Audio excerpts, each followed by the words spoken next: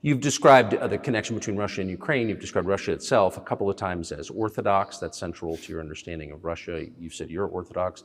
What does that mean for you? You're a Christian leader by your own description. So what effect does that have on you?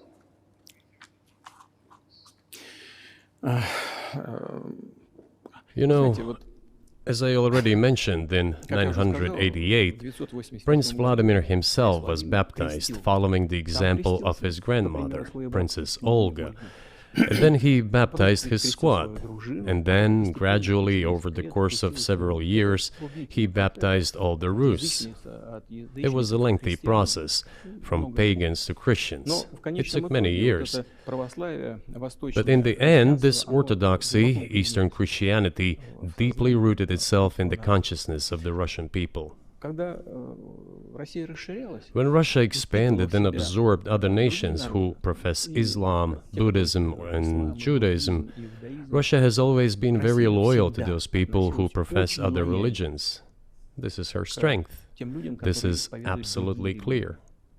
And the fact is that the main postulates, main values are very similar, not to say the same, in all world religions I've just mentioned, and which are the traditional religions of the Russian Federation, Russia.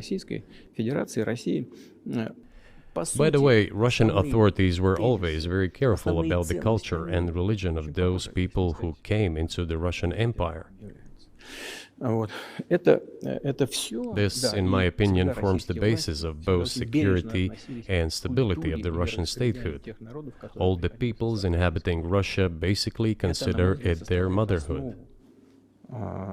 If, say, people move over to you or to Europe from Latin America, an even clearer and more understandable example, people come, but yet they have come to you or to European countries from their historical homeland.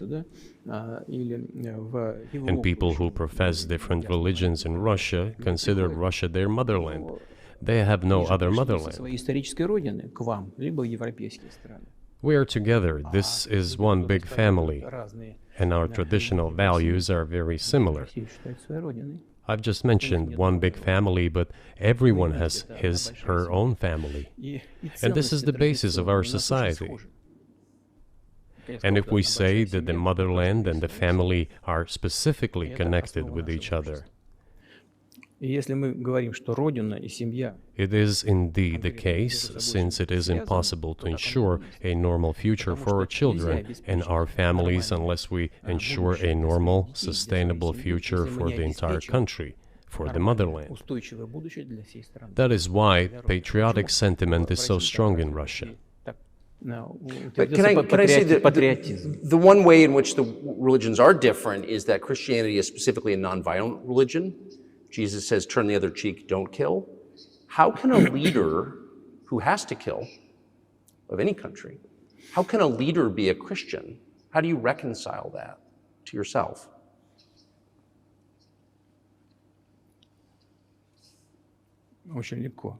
It is very easy when it comes to protecting oneself and one's family, one's homeland. We won't attack anyone. When did the developments in Ukraine start? Since the coup d'etat and the hostilities in Donbass began, that's when they started. And we're protecting our people, ourselves, our homeland, and our future. As for religion in general, you know, it's not about external manifestations. It's not about going to church every day or banging your head on the floor.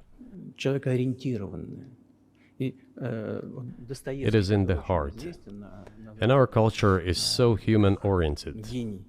Dostoevsky, who was very well known in the West and the genius of Russian culture, Russian literature, spoke a lot about this, about the Russian soul.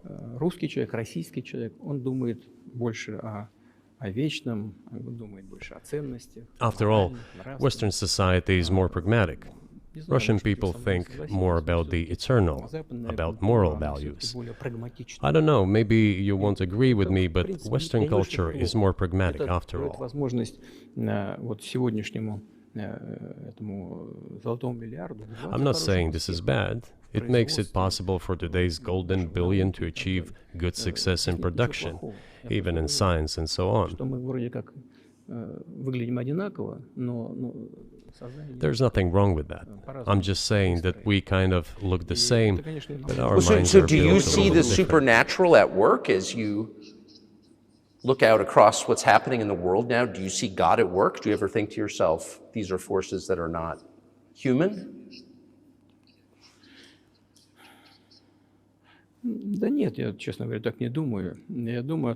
No, to be honest, I don't think so.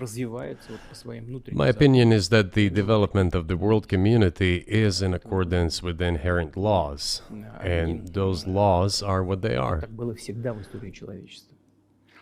It's always been this way in the history of mankind. Some nations and countries rose, became stronger and more numerous, and then left the international stage, losing the status they had accustomed to. There is probably no need for me to give examples, but we could start with the Genghis Khan and horde conquerors, the Golden Horde, and then end with the Roman Empire. It seems that there has never been anything like the Roman Empire in the history of mankind. Nevertheless, the potential of the barbarians gradually grew, as did their population. In general, the barbarians were getting stronger and begun to develop economically, as we would say today. This eventually led to the collapse of the Roman Empire and the regime imposed by the Romans. However, it took 5 centuries for the Roman Empire to fall apart. The difference with what is happening now is that all the processes of change are happening at a much faster pace than in Roman times.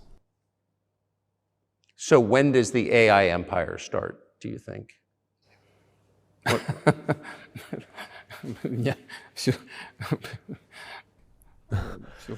You're asking increasingly more complicated questions. To answer them, you need to be an expert in big numbers, big data, and AI.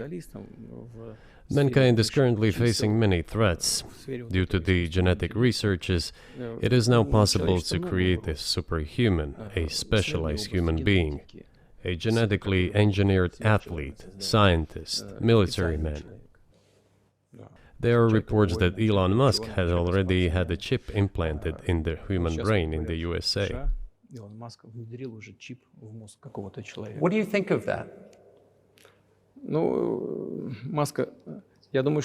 Well, I think there's no stopping Elon Musk. He will do as he sees fit. Nevertheless, you need to find some common ground with him, search for ways to persuade him. I think he's a smart person, I truly believe he is.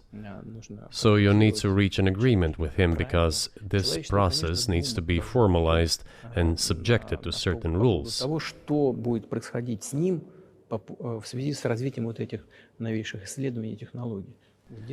Humanity has to consider what is going to happen due to the newest development in genetics or in AI.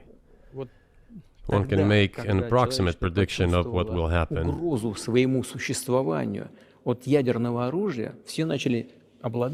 Once mankind felt an existential threat coming from nuclear weapons, all nuclear nations began to come to terms with one another since they realized the negligent use of nuclear weaponry could drive humanity to extinction. It is impossible to stop research in genetics or AI today, just as it was impossible to stop the use of gunpowder back in the day. But as soon as we realize that the threat comes from unbridled and uncontrolled development of AI, or genetics, or any other field, the time will come to reach an international agreement on how to regulate these things.